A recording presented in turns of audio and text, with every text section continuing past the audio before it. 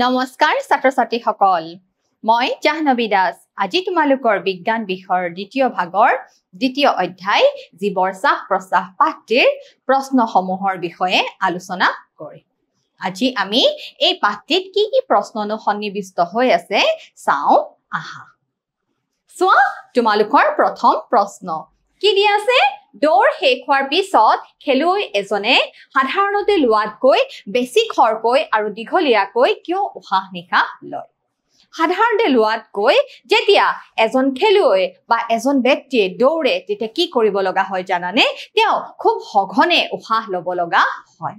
কাৰণটো কি জানানে হে ব্যক্তিজনৰ দেহত বা খেলুৱৈজনৰ দেহত কিহৰ পৰিমাণ কমি যায় অক্সিজেনৰ পৰিমাণ কমি যায় হেহে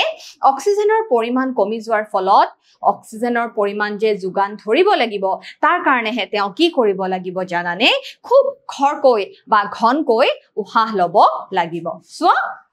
দৌৰৰ সময়ত খেলুৱৈসকলক বহুত শক্তিৰ প্ৰয়োজন হয় দেখিছানে ছাত্ৰ-ছাত্ৰী সকল দৌৰৰ সময়ত খেলুৱৈসকলক বহুত শক্তিৰ প্ৰয়োজন হয় আৰু শক্তি মুক্তিৰ বাবে তেওঁলোকক বহুত অক্সিজেনৰ প্ৰয়োজন হয় হেহে দৌৰ শেষ কৰাৰ পিছত ইহতে সাধাৰণতকৈ বেছি বেগেৰে কি কৰিব লগা হয় উশাহ ল'ব লগা হয় এতিয়া বুজি পাইছে ছাত্ৰ-ছাত্ৰী সকল দৌৰৰ সময়ত খেলুৱৈসকলক বহুত শক্তিৰ প্ৰয়োজন হয় আৰু শক্তি মুক্তিৰ বাবে তেওঁলোকক বহুত অক্সিজেনৰ প্ৰয়োজন হয় হেহে দৌৰ শেষ কৰাৰ পিছত ইহতে বা এওঁলোকে সাধাৰণতকৈ বেছি বেগেৰে বেছি ঘনকৈ বেছি খৰকৈ কি কৰিব লগা হয় উশাহ ল'ব লগা হয় দ্বিতীয় প্ৰশ্ন সোৱা বায়বীয় আৰু অবায়বীয় শ্বসনৰ সাদৃশ্য আৰু পাৰ্থক্যসমূহ কি কৰিব দিছে তালিকাভুক্ত কৰিব দিছে এতিয়া শ্বসন দুই প্ৰকাৰ আমি শিকিছিলো হয় নে নহয় সবাত শ্বসন আৰু অবাত শ্বসন সবাত শ্বসনক বায়বীয় শ্বসন বুলি কোৱা হয় আৰু অবাত শ্বসনক অবায়বীয় শ্বসন বুলি কোৱা হয় সবাত শ্বসন অক্সিজেনৰ উপস্থিতিত সংঘটিত হয় আৰু অবাত শ্বসন অক্সিজেনৰ অনুপস্থিতিত সংঘটিত হয় সো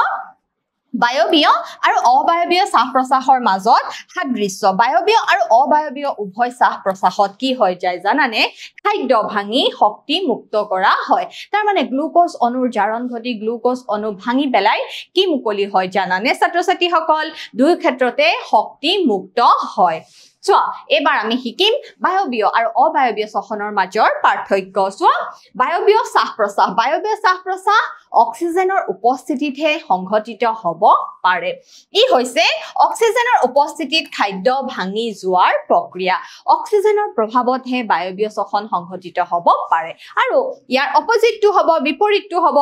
অক্সিজেনৰ অনুপস্থিতিত খাদ্য ভাঙি যোৱাৰ প্ৰক্ৰিয়াটোকে কি বুলি কোৱা হয় ছাত্ৰ-ছাত্ৰীসকল অবায়বীয় শ্বসন বুলি কোৱা হয় ই হৈছে অক্সিজেনৰ অনুপস্থিতিত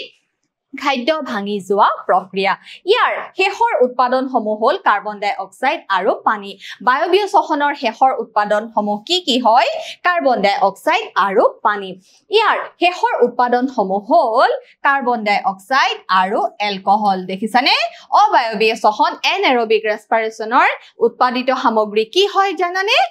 এলকহল প্ৰস্তুত হয় আৰু লগত কি সৃষ্টি হয় কাৰ্বন ডাই অক্সাইডৰ সৃষ্টি হয় সোৱা শক্তি মুক্ত হ'বলৈ বেছি সময়ৰ প্ৰয়োজন হয় বায়বীয় শ্বসনত শক্তি মুক্ত হ'বলৈ বেছি সময়ৰ প্ৰয়োজন হয় কিন্তু অবায়বীয় শ্বসনত কি হয় বায়বীয় শ্বাস-প্ৰশ্বাসৰ তুলনাত কি হয় এক দ্ৰুত প্ৰক্ৰিয়া হয় দেখিছা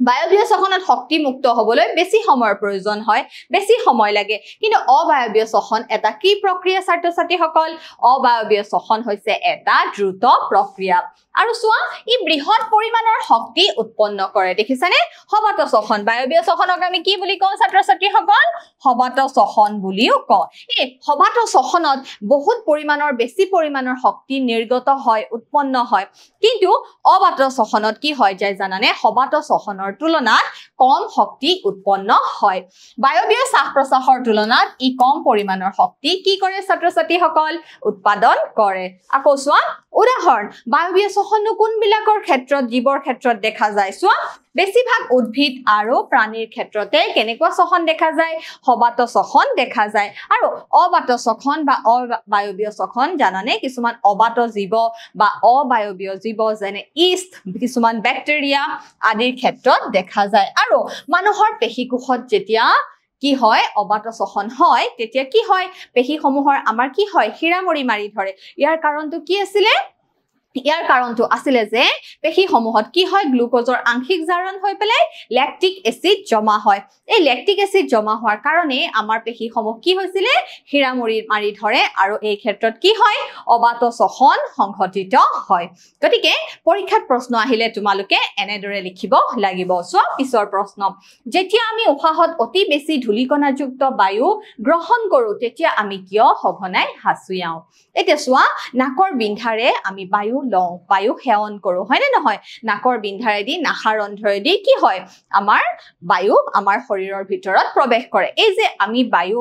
সেৱন কৰো সেই বায়ুৰ লগত জানানে বায়ুমণ্ডলৰ বিভিন্ন অবাঞ্ছিত কণা ধোঁৱা ধূলিকণা আদি সমূহ কি হৈ থাকে মিহলি হৈ পেলাই থাকে গতিকে এই সমূহ কি হৈ যায় জানানে নাকৰ বিন্ধাত দি নাসাৰন্ধ্ৰত সোমোৱাৰ লগে লগে কি কৰে কিছুমান আমাক আমনিদায়ক পৰিস্থিতিৰ সৃষ্টি কৰে বা উত্তেজনাপূৰ্ণ সৃষ্টি কৰে গতিকে আমি যেতিয়া হাসি মাৰো তেতিয়া এই অবাঞ্ছিত কণাবোৰ কি হৈ যায় জানানে বাহিৰলৈ ওলাই যায় সো আমি যেতিয়া ধুলিৰে ভৰা বায়ু উশাহ লওঁ তেতিয়া ধুলিয়ে নাসিকা গহ্বৰৰ ভিতৰৰ আৱৰণটো কি কৰে জানানে উত্তেজিত কৰি তুলে দেখিছা প্ৰতিফলিত ক্ৰিয়া হিচাপে হাসিৰ জৰিয়তে অবাঞ্ছিত কণা ধোঁৱা ধূলিকণা আদি কি কৰা হয় বাহিৰলৈ উলিয়াই পঠিওৱা হয় এবাৰ সোৱা তিনিটা পৰীক্ষানলী লোৱা প্ৰত্যেকটোৰ 4/3 অংশ পানীৰে ভৰাই লোৱা দেখিছা 4/3 অংশ কিমানেৰে কিহেৰে ভৰাই লব দিছে ছাত্ৰ ছাত্ৰীসকল পানীৰে ভৰাই লব দিছে দেখিছা আৰু ক খ গ নামেৰে কি কৰিব দিছে লেবেলিং কৰিব দিছে ক পৰীক্ষানলীত এটা কি লব দিছে হামুক লব দিছে আৰু গ পৰীক্ষানলীত কি লব দিছে জানানে খ পৰীক্ষানলীত এটা জলজ উদ্ভিদ লব দিছে আৰু গ পৰীক্ষানলীত কি লব দিছে ছাত্ৰ ছাত্ৰীসকল হামুক আৰু পানীৰ উদ্ভিদ ভৰাই লব দিছে এতিয়া চোৱা কোনটো পৰীক্ষানলীত কাৰ্বন ডাই অক্সাইডৰ পৰিমাণ আটাইতকৈ বেছি হ'ব চোৱা টেষ্ট টিউব 8 ক পৰীক্ষানলীত কি হৈ যায় জানানে কাৰ্বন ডাই অক্সাইডৰ পৰিমাণ আটাইতকৈ বেছি হ'ব কাৰ্বন ডাই অক্সাইডৰ ঘনত্ব সৰ্বাধিক হ'ব কাৰণ সেই টেষ্ট টিউব বা পৰীক্ষানলীটোত অকল কি আছিল জানানে হামুকহে আছিল আৰু হামুকে কি কৰে জানানে হামুক হৈছে এনে এটা জীৱ যিয়ে কি কৰে অক্সিজেন উশাহ লয় আৰু কাৰ্বন ডাই অক্সাইডটো কি কৰে উশাহ লয় সোৱা হেহে পৰীক্ষানলী 8 কাৰ্বন ডাই অক্সাইডৰ ঘনত্ব কি হৈ যায় জানানে বৃদ্ধি পায় টেষ্ট টিউব বিট এনে এটা পানীৰ উদ্ভিদ থাকে যিয়ে খাদ্য সংশ্লেষণৰ বাবে কাৰ্বন ডাই অক্সাইড গ্ৰহণ কৰে আৰু কি গেছ নিৰ্গত কৰে অক্সিজেন গেছ নিৰ্গত কৰে হেহে পৰীক্ষানলী বিট অধিক কি পোৱা যায় অক্সিজেনৰ ঘনত্ব পোৱা যায় আকৌ সোৱা টেষ্ট টিউব সিট এটা হামুক আৰু এটা উদ্ভিদ দুয়োটাই থাকে হামুকে উৎপন্ন কৰা কাৰ্বন ডাই অক্সাইড উদ্ভিদে হালু সংশ্লেষণৰ বাবে বা খাদ্য সংশ্লেষণৰ বাবে ব্যৱহাৰ কৰে আৰু উদ্ভিদে মুক্ত কৰা অক্সিজেন হামুকে শ্বাস প্ৰশ্বাসৰ বাবে ব্যৱহাৰ কৰে দেখিছানে তাতে যেহেতু উদ্ভিদো আছিল হামুকো আছিল গতিকে হামুকে কি কৰিব জানানে উদ্ভিদে মুক্ত কৰা অক্সিজেন আকৌ কোনে ব্যৱহাৰ কৰে হামুকে শ্বাস প্ৰশ্বাসৰ বাবে ব্যৱহাৰ কৰে গতিকে পৰীক্ষানলী 8 কিহৰ ঘনত্ব সৰ্বাধিক কাৰ্বন ডাই অক্সাইডৰ ঘনত্ব সৰ্বাধিক ইয়াৰ পিছৰ প্ৰশ্ন সোৱা পইতাচোৰাৰ শৰীৰলৈ ডেছৰ যোগেদি বায়ু সোমাই আহে হাওঁফাওঁ ফুল বায়ু ছিদ্ৰ ছাল উত্তৰটো কোনটো হ'ব ছাত্ৰ ছাত্ৰী উত্তৰটো হ'ব বায়ু ছিদ্ৰৰ যোগেদি কি কৰে বায়ু সোমাই আহে ইয়াৰ পিছৰ প্ৰশ্নটো সোৱা সঠিক উত্তৰত চিন দিয়া গধুৰ ব্যায়ামৰ সময়ত আমাৰ ভৰিত জমা হোৱা ডেছৰ বাবে হিৰামৰি মাৰি ধৰে কাৰ্বন ডাই অক্সাইড ল্যাকটিক এসিড এলকহল আৰু পানী উত্তৰটো কি হ'ব ছাত্ৰ ছাত্ৰীসকল উত্তৰটো হ'ব ল্যাকটিক এসিড দেখিছা গধুৰ ব্যায়ামৰ সময়ত আমাৰ ভৰিত কি এসিড জমা হ'ব পাৰে ল্যাকটিক এসিড জমা হ'ব পাৰে যাৰ কাৰণে কি হ'ব পাৰে হিৰামৰি মাৰি ধৰিব পাৰে আৰু হিৰামৰি মাৰি ধৰিলে আমি কি কৰিব লাগে আমি গৰম পানীৰে ধুব লাগে বা মালিশ কৰিব লাগে সো এজন প্ৰাপ্তবয়স্ক মানুহৰ জিৰণিৰ সময়ত প্ৰতি মিনিটত স্বাভাৱিক উশাহ নিশাহৰ হাৰৰ গড় বিস্তৃতি হ'ব কিমান হ'ব 9 পৰা 12 15 পৰা 18 21 পৰা 24 30 পৰা 33 কিমান হ'ব ছাত্ৰ ছাত্ৰীসকল 15 পৰা 18 বাৰ ঠিক আছে এবাৰ চোৱা নিশাহৰ সময়ত কামিহাৰবোৰ নিশাহৰ সময়ত কামিহাৰবোৰ বাহিৰলৈ গতি কৰে তললৈ গতি কৰে ওপৰলৈ গতি কৰে কোনো ধৰণৰ লৰচৰ নকৰে নিশাহৰ সময়ত কামিহাৰবোৰ কি হৈ যায় জানানে তললৈ গতি কৰে দেখিছা নিশাহৰ সময়ত কামিহাৰবোৰ তললৈ গতি কৰে এতিয়া স্তম্ভ 1 ৰ লগত স্তম্ভ 2 ৰ বিষয়সমূহ আমি কি কৰিব লাগে ম্যাচিং কৰিব লাগে মিলাব লাগে চোৱা ইষ্টৰ কি হ'ব ইষ্টৰ খংখ কিহৰ লগত মিলিব চোৱা ইষ্ট অবাত সখনত কি হৈ যায় জানানে এলকহল উৎপন্ন হয় মধ্যস্থদা কি হ'ব মধ্যস্থদাই বক্ষ গহ্বৰ কি কৰে তলিখন গঠন কৰে হয় নে নহয় এখন পেশীযুক্ত পৰ্দা আছিলে ছাল এতিয়া চোৱা ছাল কেঁচুৱে ছালৰ সহায়ত কি কৰে ছাত্ৰ-ছাত্ৰীসকল উশাহ নিশাহ লয় পাত কি হ'ব ছাত্ৰ-ছাত্ৰীসকল পাত হ'ব পত্ৰ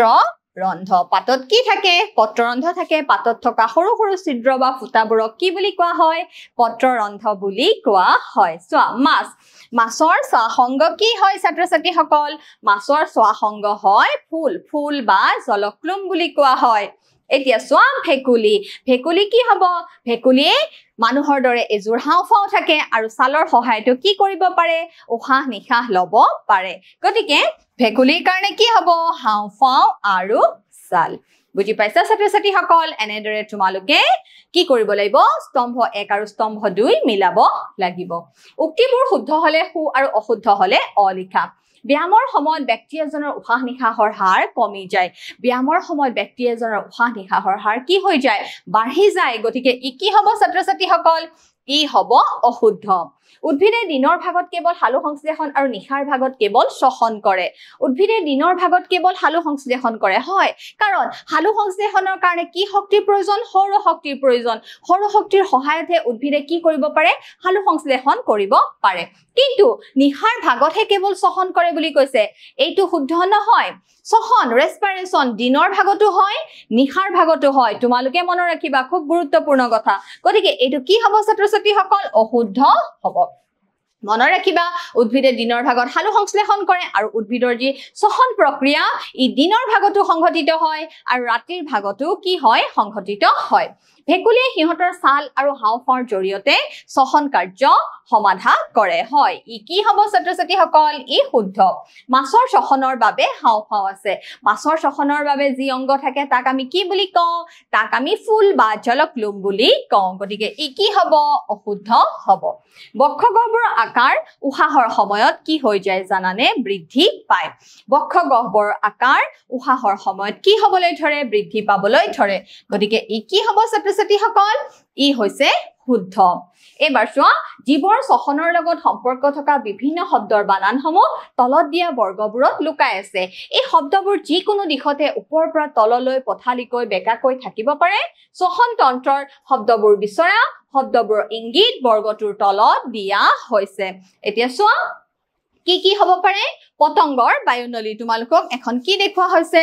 এখন তোমালোকক ধুনিয়া এখন কি দেখুৱা হৈছে চাৰ্ট দেখুৱা হৈছে এতিয়া চোৱা পতংগৰ বায়ুনলী কি বুলি কোৱা হয় পতংগৰ বায়ুনলীক শ্বাসনলী বুলিও কোৱা হয় বক্ষগহ্বৰক আৱৰি থকা হাড়ৰ